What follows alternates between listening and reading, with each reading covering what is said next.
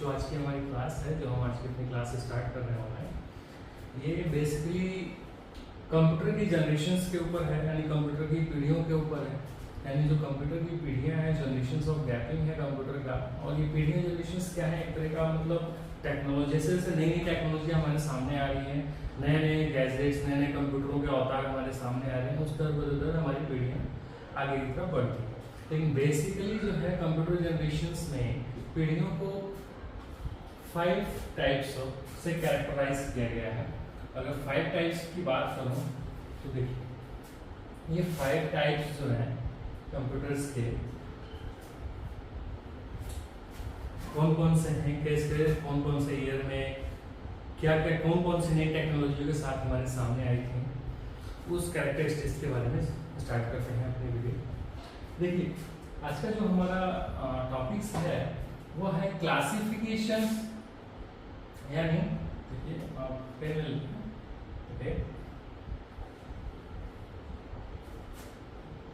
Classifications of generation of computer, and computer की जो classifications हैं जनरेशंस की, उसके बारे में हम लोग जानते हैं। The evolution of computer technology is often divided into 5 generations.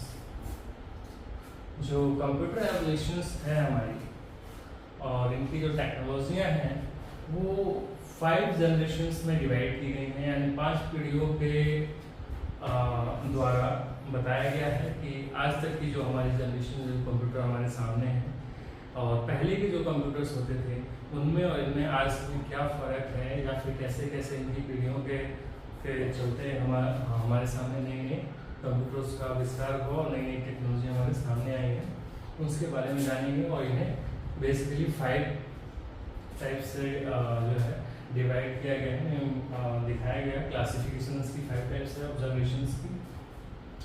ये 5 जनरेशंस ऑफ कंप्यूटर्स क्या हैं, देखिए। जनरेशंस ऑफ कंप्यूटर में फर्स्ट जनरेशंस है हमारा, फर्स्ट जनरेशंस, तो जनरेशंस जो टाइमलाइन था फर्स्ट जनरेशन का, फर्स्ट जनरेशन का जो टाइमलाइन था वो 1940 से 1950 था। 1940 से 1950 था। और इस जनरेशन्स में हमारे कंप्यूटरों में कौन सी पीढ़ी थी, कौन सी जनरेशन्स थी और क्या यूज होता था उन कंप्यूटरों में। बेसिकली जो इवॉल्विंग हार्डवेयर था उस वक्त के टाइम में कंप्यूटर में, जो फर्स्ट पीढ़ी थी हमारी, पहली जनरेशन्स थी, उसमें जो हार्डवेयर इवॉल्विंग किया जाता था वो वैक्यूम ट्यूब बेस्ड था। यानी फर्स्ट जनरेशन्स जो थे कंप्यूटर वो वैक्यूम ट्यूब हार्डवेयर से रहित थे, है ना। अब सेकेंड जनरेशन्स की बात करते हैं, तो सेकेंड जनरेशन्स में दोस्तों क्या था, सेकेंड जनरेशन्स में 1950 से 1960 के बीच जो है ये जनरेशन्स का समय काल रहा। उस जनरेशन में, यानी जो सेकेंड जनरेशन है, इसमें ट्रांजिस्टर्स का यूज किया गया। ट्रांजिस्टर, वैक्यूम ट्यूब की जगह ट्रांजिस्टर ने ले ली। ठीक उसी प्रकार थर्ड जनरेशन का जो समय काल रहा 1960 से 1970 तक रहा था। और इसमें जो यूज किया गया था वो इंटीग्रेटेड सर्किट बेस, यानी जो ट्रांजिस्टर बेस था उसके साथ साथ इंटीग्रेटेड सर्किट का भी यूज उस वक्त होने लगा था हमारी तीसरी पीढ़ी में, जिसकी वजह से कंप्यूटर का साइज भी थोड़ा छोटा हो गया आकार के रूप में। चौथी जनरेशन में देखते हैं क्या था हमारे पास। फोर्थ जनरेशन का जो समय काल था 1970। देखा जाए तो अभी भी जो है चौथी पीढ़ियों के कंप्यूटर अभी भी हमारे मार्केट में, हमारी जनरेशन में अवेलेबल है, प्रेजेंट है ना। इस 1970 के बाद जो फोर्थ टाइप का जनरेशन आया, इसमें माइक्रो प्रोसेसर्स का यूज किया जाने लगा। माइक्रो प्रोसेसर का यूज किया जाने लगा। माइक्रो प्रोसेसर की वजह से कंप्यूटर का आकार और छोटा हो गया, है ना। इसकी वजह बाद आती है हमारी बारी फिफ्थ जनरेशन ऑफ कंप्यूटर।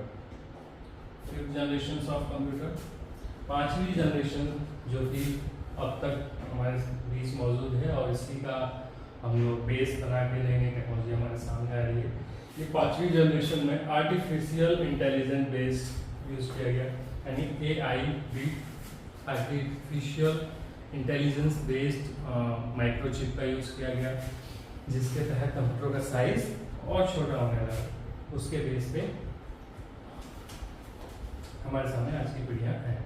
अब बात आती है इन पांचों जनरेशन को थोड़ा सा हम डीपली जाके समझते हैं। स्टार्ट करेंगे अपनी पहली जनरेशन से हम लोग, ठीक है। पहले जनरेशन से हम लोग अपना इस टॉपिक को यूज करेंगे। पहले generation, second generation, third generation, fourth generation and fifth generation को हम लाइन बाय लाइन एक एक करके हम लोग इसको समझेंगे, डिस्क्राइब करेंगे। तो चलिए स्टार्ट करते हैं अपने पहली जनरेशन से।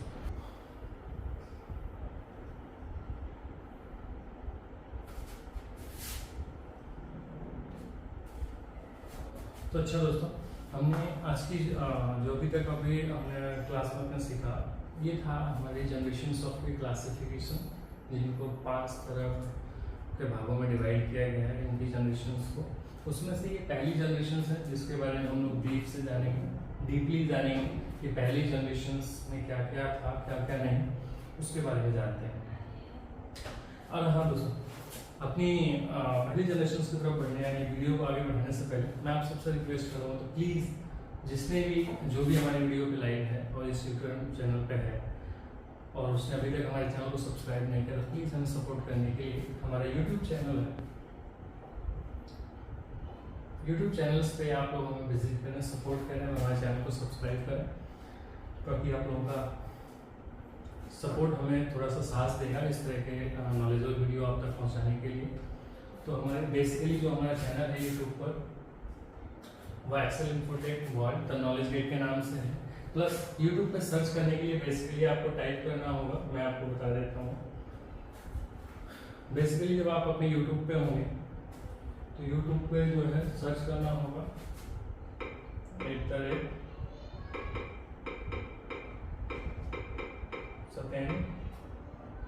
हाइफन्स का यूज करेंगे यहाँ पे और प्लस आप लिखेंगे यहाँ पे सर। जैसे ही @सत्येंद्र एंड हाइफन सर के साथ में आप सर्च करेंगे, हमारे यूट्यूब चैनल आप फाइंड कर लेंगे, सबसे टॉप पे ही आएगा। इसको सर्च करके और हमारे चैनल को आप सब्सक्राइब कर सकते हैं। ठीक है दोस्तों, तो हम चलते हैं अपने वीडियो को आगे बढ़ाते हैं। तो जनरेशन ऑफ फर्स्ट जनरेशन की बात करें अगर हम लोग, तो बेसिकली जो हमारा फर्स्ट जनरेशन था, फर्स्ट जनरेशन यानी the main characteristics of first generation of computer 1940 and 1950 तक इसका जो समय काल रहा था, इसमें क्या क्या चीजें थी हमारे सामने। Main electronic components and vacuum tube. जो पहली जनरेशन की कंप्यूटर थे हमारे, उसमें जो इलेक्ट्रॉनिक कंपोनेंट्स थे वो वैक्यूम ट्यूब थे। अब वैक्यूम ट्यूब थे क्या, तो देखिए ये वैक्यूम ट्यूब है हमारे सामने, बल्ब जैसा दिख रहा होगा नीचे, नीचे इसका होल्डर है, अब बेस जो है कांच का ग्लास का बना हुआ है। ये काफी ज्यादा हीट भी होते थे, इसकी वजह से जो है कंप्यूटर को ज्यादा हीटिंग का सामना करना पड़ता था। तो ये वैक्यूम ट्यूब यूज किए जाते थे फर्स्ट जनरेशन से। नेक्स्ट बढ़ते हैं। मेन मेमोरी जो थी, इसमें जो कंप्यूटर की मेमोरी थी उस वक्त, magnetic drums and magnetic tapes पे सारी बेस्ड थी।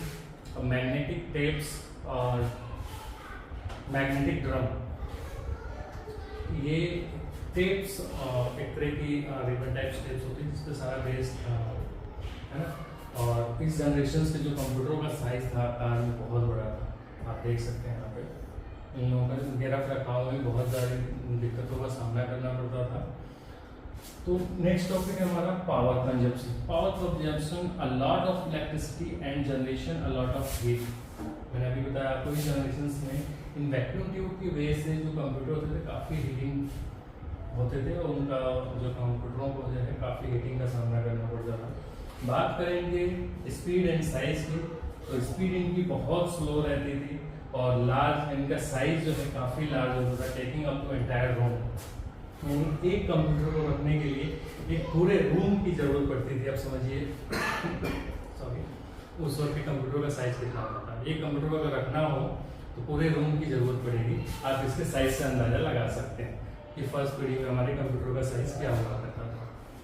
ठीक है, अब चलते हैं next, input output device. First generation में जो इनपुट एंड आउटपुट डिवाइसेस थे, punch cards and paper tape, ये हमारे इनपुट डिवाइस होते थे, इनपुट और आउटपुट। इनपुट आउटपुट जैसे आज की जनरेशन में है, इनपुट हमारा कीबोर्ड माउस हो गए, आउटपुट प्रिंटर्स हो गया है ना, डिस्प्ले हो गया, इस तरह उस टाइप के टाइम में पंच कार्ड्स और पेपर टेप यूज करते थे। तो फर्स्ट जनरेशन में अब ये सारी चीजें यूज होती थी। तो उसमें एग्जांपल्स थे, फर्स्ट जनरेशन के एग्जांपल्स देखो कौन कौन से हैं। ENIAC, UNI, VAC1, IBM 650 and IBM 701 and etcetera. ये सारी चीजें क्या थी हमारी फर्स्ट जनरेशन के एग्जांपल्स हैं। कंप्यूटरों का जो नाम दिया गया था उसमें कौन कौन से कंप्यूटर आए थे हमारे सामने। बात करें क्वांटिटी, तो quantity there were about 100 different vacuum tubes computers produced between 1942 and 1963। अब इसमें 100 डिफरेंट अलग अलग तरह के 100 वैक्यूम ट्यूबों का यूज किया जाता था कंप्यूटर को एक कंप्यूटर का ढांचा प्रिपेयर करने में। एक कंप्यूटर को बनाने में कम से कम ऐसे 100 वैक्यूम ट्यूबों का यूज किया जाता था। इनका समय काल रहा है 1942 से 1963 तक। ठीक है दोस्तों, अब ये तो थी पहली जनरेशन की बात। अब चलते हैं अपने नेक्स्ट जनरेशन की तरफ। दोस्तों अगर सेकेंड जनरेशन की बात कर रहे हैं हम लोग, तो सेकेंड जनरेशन में देखिए, सेकेंड जनरेशन में बेसिकली जो कंप्यूटर्स थे सेकेंड जनरेशन के, इनका main characteristics of second generation computers 1950 to 1960, 1950 से 1960 तक का इनका सेकेंड जनरेशन का समय काल रहा। उसके बाद नई टेक्नोलॉजी हमारे सामने आई। अब इस सेकेंड जनरेशन में क्या क्या खूबियाँ थी, इस सेकेंड जनरेशन में क्या क्या यूज किया जाता था पहली जनरेशन के मुकाबले। तो पहली जनरेशन के मुकाबले अगर सेकेंड जनरेशन की बात करें तो उसमें मेन इलेक्ट्रॉनिक कंपोनेंट्स जो था वो ट्रांजिस्टर था। ठीक है, ट्रांजिस्टर्स आप देख सकते हैं। तो मेन जो इसमें ट्रांजिस्टर का रूप आ गया, जिसकी वजह से वैक्यूम ट्यूब की जो जगह है वो ट्रांजिस्टर ने ले ली थी, जिसकी वजह से क्या था कंप्यूटर का आकार साइज थोड़ा छोटा हो गया। अब चलते हैं मेमोरी की तरफ। तो मेमोरी में देखो magnetic core and magnetic tape disk दोनों यूज होने लगे थे इनकी मेमोरी के लिए, है ना। अब बात करते हैं प्रोग्रामिंग लैंग्वेज। सेकेंड जनरेशन में प्रोग्रामिंग लैंग्वेज का टेक्नोलॉजी हमारे सामने आ गई थी। जो लैंग्वेज यूज की जाती थी वो असेंबली लैंग्वेज थी। कौन सी लैंग्वेज थी? तो असेंबली लैंग्वेज थी। असेंबली लैंग्वेज का जो है यूज किया जाता था सेकेंड जनरेशन में। ठीक है दोस्तों, आगे चलते हैं। पावर एंड साइज यानी low power consumption generated less heat and smaller in size in comparison with the first generation of computer. यानी पहली जनरेशन के मुकाबले जो कंप्यूटर की जो इलेक्ट्रिसिटी खपत थी वो बहुत कम हो चुकी थी, है ना। प्लस पहली जनरेशन के साइज के मुकाबले सेकेंड जनरेशन से जो कंप्यूटर थे उनका साइज काफी छोटा हो गया था। ठीक है, अगर स्पीड की बात करते हैं हम लोग, तो speed improvement of speed and reliability in comparison of the first generation of computer काफी अच्छा था। पहले जनरेशन के मुकाबले इनकी जो स्पीड थी सेकेंड जनरेशन की वो थोड़ी बढ़ गई। ठीक है, आगे चलते हैं इनपुट और आउटपुट डिवाइस। इनपुट और आउटपुट डिवाइसों में पंच कार्ड्स और मैग्नेटिक टेप ही यूज किया जाता था। यानी सेकेंड जनरेशन में भी जो इनपुट और आउटपुट डिवाइस यूज होते थे वो पंच कार्ड और मैग्नेटिक टेप का ही यूज किया जाता था। एंड एक एग्जांपल और है, अगली जनरेशन की तरफ बढ़ने से पहले एग्जांपल्स और देख लेते हैं। एग्जांपल्स में क्या है, इन कंप्यूटरों का नाम क्या दिया गया था। तो इन कंप्यूटरों में जो नाम थे वो IBM 1401, IBM 7090 एंड 7094, यूनिवेक 1107, ये सब क्या थे, एग्जांपल्स ऑफ सेकेंड जनरेशन के एग्जांपल्स थे। इस नाम के जो कंप्यूटर्स हमारे सेकेंड जनरेशन में हमारे सामने आते थे। चलते हैं अपनी अगली जनरेशन की तरफ।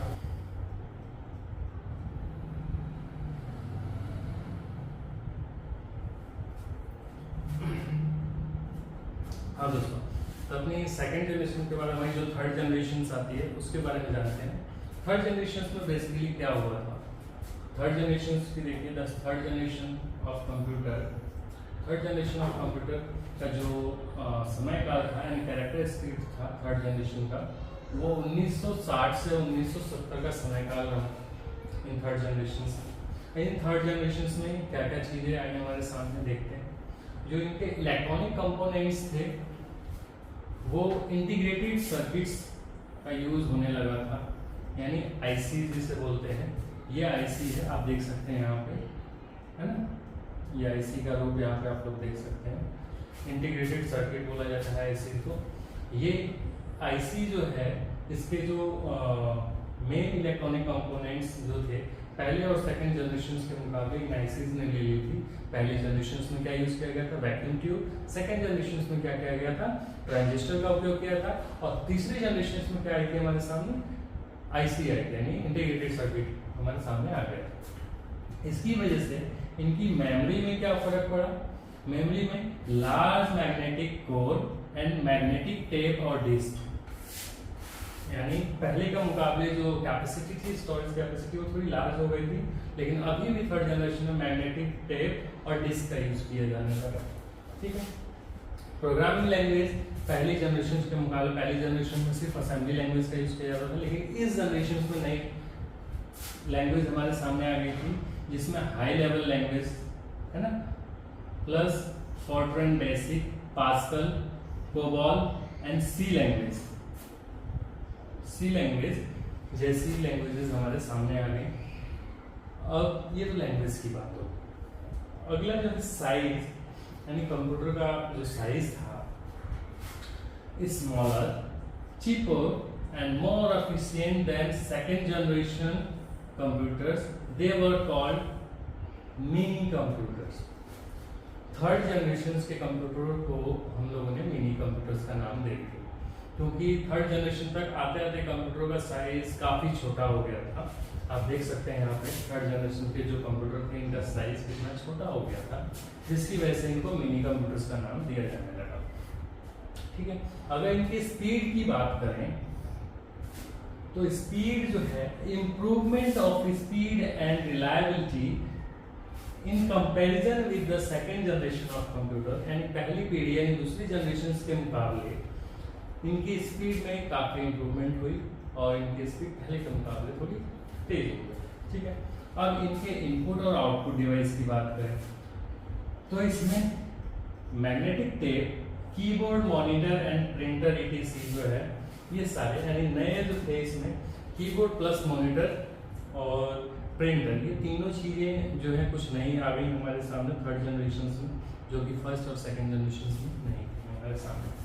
और थर्ड जनरेशन के कंप्यूटर के जो एग्जांपल्स हैं वो हैं IBM 360, IBM 370, PDP 11, यूनिवेक 1108। इस तरह के ये हमारे थर्ड जनरेशन के एग्जांपल्स हैं। ठीक है दोस्तों, चलिए बढ़ते हैं हम लोग अपनी नेक्स्ट जनरेशन यानी फोर्थ जनरेशन की तरफ, आगे की तरफ बढ़ते हैं और देखते हैं फोर्थ जनरेशन में कौन सी टेक्नोलॉजी हमारे सामने है। ठीक है। इस फोर्थ जनरेशन में दोस्तों, जो ये फोर्थ जनरेशन हैं, पिछले तीन जनरेशनों के मुकाबले इसमें क्या कुछ नया था ये जानते हैं। इसमें जो कुछ नया था वो सबसे पहले क्या था, देखिए जो इसमें नया था क्या, यानी 4 जनरेशन का जो कैरेक्टरिस्टिक्स था हमारा, इसमें मेन इलेक्ट्रॉनिक जो कंपोनेंट्स थे वो क्या थे, VLSI।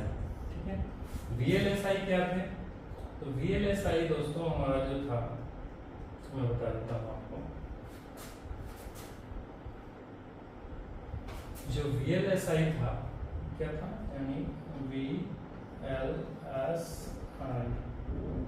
ठीक है, VLSI यानी वेरी लार्ज स्केल इंटीग्रेशन।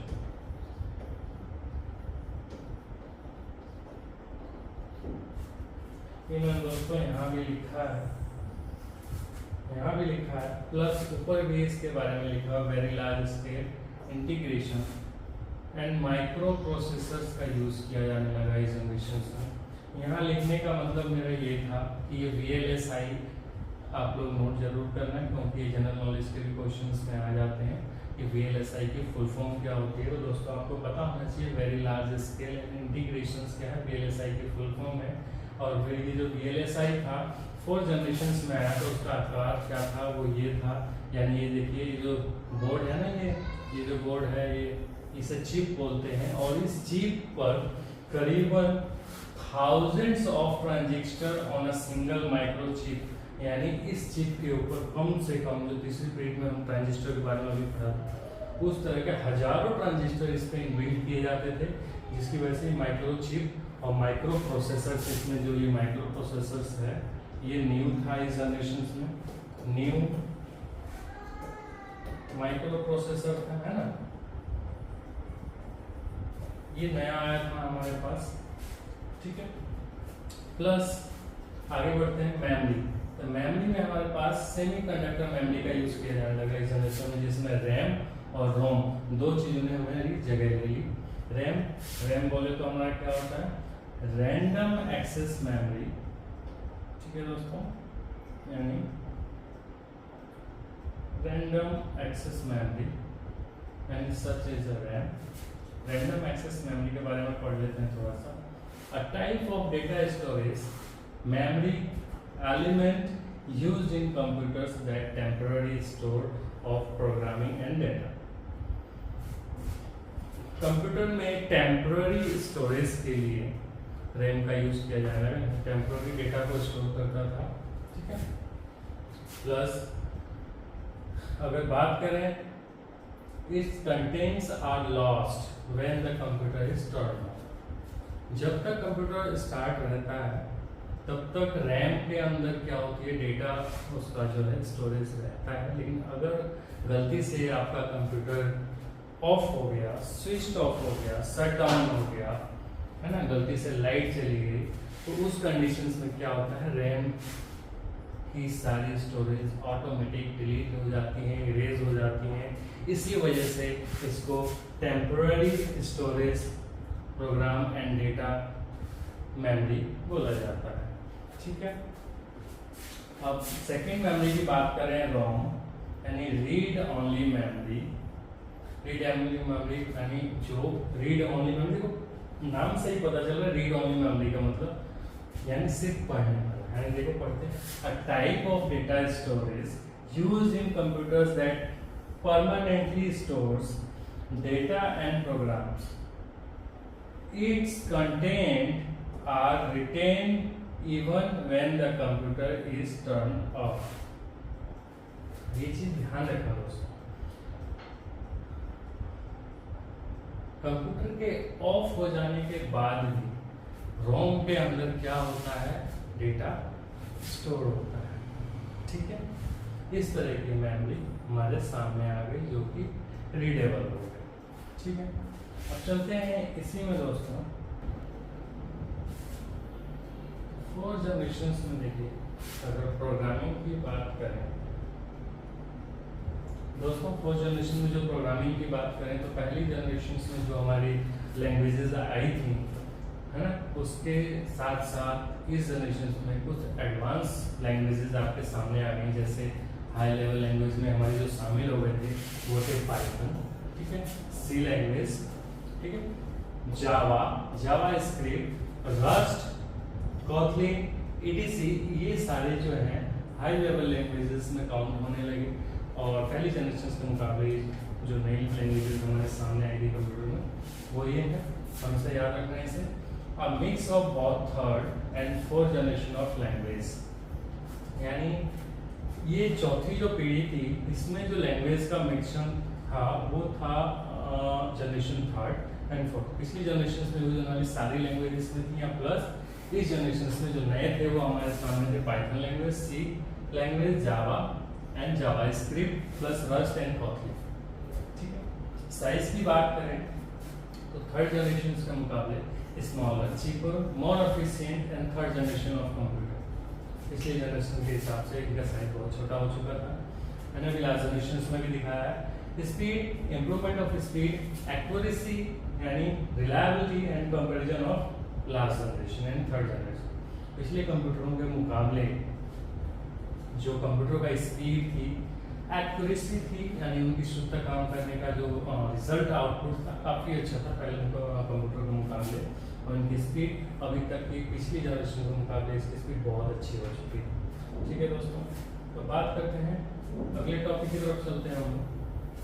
तो जो हमारे अगले टॉपिक थे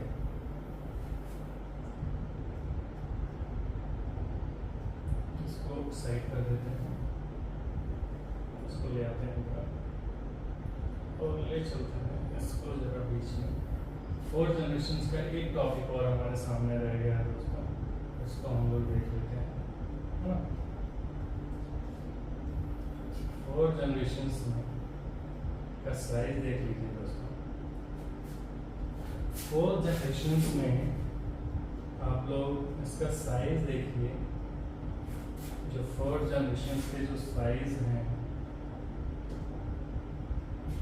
फोर्थ जनरेशन का साइज पहले के सभी जनरेशनों के मुकाबले इस जनरेशन में काफी छोटा हो गया। इनपुट और आउटपुट डिवाइस में कीबोर्ड आ गया हमारे सामने, है ना, जो पंचिंग कार्ड का यूज किया जाता था पहले की जनरेशनों में, इसमें इन्होंने कीबोर्ड ने उनकी जगह ले ली। पॉइंटिंग डिवाइसेस आ गए, ऑप्टिकल स्कैनर आ गया, मॉनिटर आ गया, प्रिंटर आ गया, यानी प्रिंटर के साथ साथ नई नई टेक्नोलॉजी, नए नए इनपुट और आउटपुट डिवाइसेस हमारे सामने आ गए फोर्थ जनरेशन। नेटवर्क आ गया, यानी अ ग्रुप ऑफ टू और मोर कंप्यूटर्स सिस्टम लिंक टुगेदर, यानी एक कंप्यूटर को दूसरे कंप्यूटर के साथ जोड़ने की नेटवर्किंग की फैसिलिटी नई टेक्नोलॉजी और जनरेशन हमारी फोर्थ जनरेशन में आ गई थी। हम एक से दो कंप्यूटर आपस में एक साथ जोड़ के उन पे काम कर सकते थे, यानी एक दूसरे का डेटा ट्रांसफर करके या फिर एक साथ ही काम कर सकते थे। नेटवर्किंग का मतलब क्या है, अगर इसको डीपली समझना है तो आप हमें कमेंट करके जरूर बताइएगा। हम नेटवर्किंग से रिलेटेड सारे क्वेश्चंस और डीपली इसको थोड़ा अलग से ब्रीफ कर देंगे। फिलहाल हम लोग जनरेशंस ऑफ कंप्यूटर के बारे में पढ़ रहे हैं, तो उनकी क्लासिफिकेशन के बारे में। ये वीडियो कुछ लेंथी होता जा रहा है, तो इस जनरेशन को पहले कंप्लीट कर लेते हैं। बाकी इससे रिलेटेड कोई भी जानकारी और एनी क्लियरिफिकेशन आप लोगों को चाहिए तो हमें कमेंट करें, ठीक है। हमारे कमेंट बॉक्स में जाके हम आपको उससे रिलेटेड वीडियो जरूर बना के देंगे, ठीक है। चलते हैं अपनी अगली जनरेशन की तरफ। तो अगली जनरेशन की तरफ जाने से पहले इनके एग्जांपल्स में जान लेते हैं। फोर्थ जनरेशन में जो कंप्यूटर्स आए थे इनके एग्जांपल्स क्या क्या थे। एग्जांपल्स में IBM PC था, स्टार 1000 था, एप्पल सेकंड आ गया, एप्पल यानी एप्पल की जो सीरीज है ये आ गई थी हमारी जनरेशन में। स्टार आ गया था, IBM PCs वगैरह सब हमारे छोटे रूप में आ गए थे हमारे साथ, ठीक है दोस्तों। तो चलते हैं हम लोग अपनी आगे की जनरेशन में, जो लास्ट और आखिरी है ना।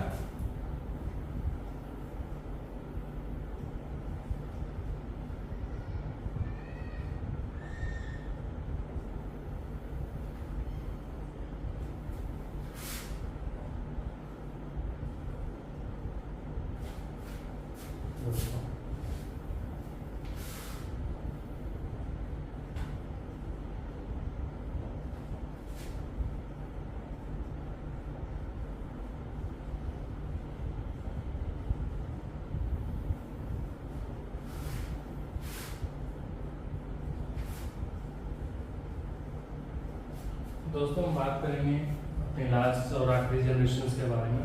पांचवी पीढ़ी यानी फिफ्थ जनरेशन जो अभी तक प्रेजेंट है, फ्यूचर में हमारे सामने, और इसके नए नए टेक्नोलॉजी, नए नए रूप हमारे सामने आ रहे हैं।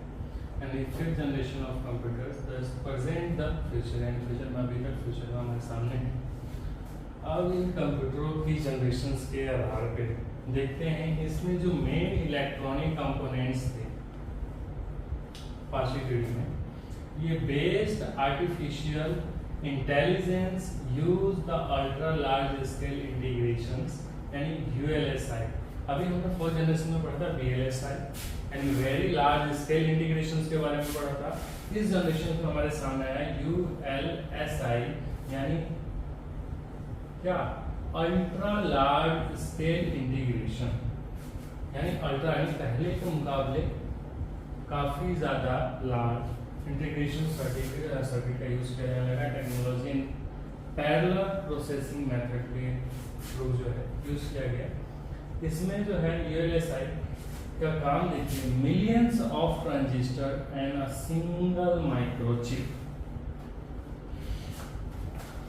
पहले के जो अभी फोर्थ जनरेशन में जिस चिप की बारे में पढ़ी थी, उस पे हजारों की तादाद में माइक्रोचिप और ट्रांजिस्टर का यूज किया जाता था, जबकि इस जनरेशन में इस चिप पर करीबन मिलियंस ऑफ ट्रांजिस्टर का यूज किया जाता है। बहुत ही बड़े पैमाने पर ट्रांजिस्टर का यूज किया गया, छोटा आकार दिया गया, प्लस नई टेक्नोलॉजी हमारे सामने आई जिसमें parallel processing method and use to a more microprocessor to run task सिमुलेटली।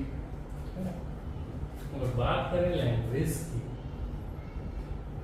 Language में देखिए अंडरस्टैंड अ नेचुरल लैंग्वेज यानी ह्यूमन लैंग्वेज का भी यूज किया जाने लगा। Power, consumer less power and generated less heat.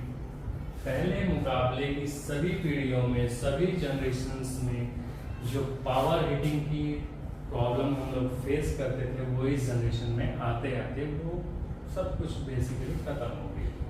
Heating ना के बराबर रहेगा। स्पीड की बात करें तो स्पीड में remarkable improvement of speed, accuracy and reliability in comparison of with the fourth generation of computer. पहले की जनरेशन के कंपैरिजन में देखें, अगर बात करें तो इस जनरेशन के कंप्यूटर की स्पीड, रिलायबिलिटी, एक्यूरेसी ये सभी क्या काफी हाई लेवल पे आ चुकी थी, काफी एक्यूरेट हो चुकी थी।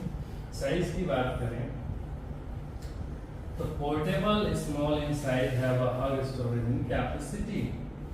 कंप्यूटर का साइज भले छोटा हो गया था, लेकिन इनके अंदर की डेटा स्टोरेज की क्षमता काफी ज्यादा थी। ठीक है, इसके और भी टॉपिक्स हैं हमारे सामने, देख लेते हैं।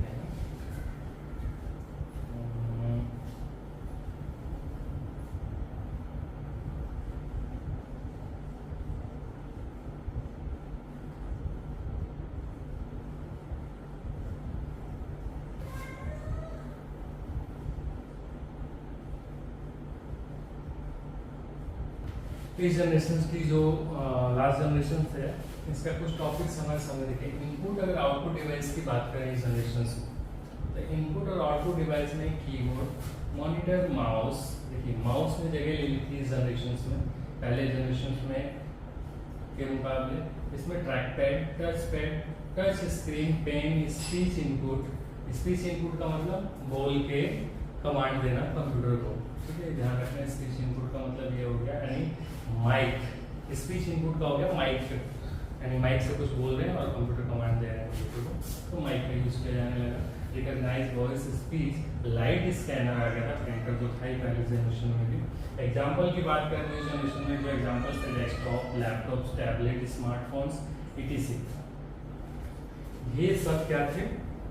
एग्जाम्पल्स हैं कंप्यूटर के, मोबाइल फोन्स वगैरह वगैरह। यानी देखिए कंप्यूटर का जो साइज था काफी छोटा हो गया था, कैरी करने में इजी हो गया था, टच स्क्रीन हमारे सामने आ गई थी, है ना। तो इस तरह की जनरेशन हमारे सामने अभी है। और ये दोस्तों हमारी जनरेशन थी पांचों जनरेशन। जिसके आधार पर हमारी कंप्यूटर को क्लासिफाइड किया गया है। इन 5 जनरेशनों के आधार पर कैसे कैसे टेक्नोलॉजी हमारे सामने आई है और फ्यूचर में अभी तक प्रेजेंट है। उम्मीद करते हैं दोस्तों कि हमारी जो ये क्लासेस है जनरेशन के ऊपर ये आप लोगों को समझ में आई होगी। अगर इस जनरेशन से रिलेटेड किसी भी क्लासिफिकेशन या किसी तथ्य को लेकर आप लोगों को अगर डाउटफुल है तो आप हमारे कमेंट बॉक्स में कमेंट करके पूछ सकते हैं किसी भी टॉपिक्स के बारे में। ठीक है दोस्तों, मिलते हैं अपने नए वीडियो के साथ। तब तक के लिए थैंक यू।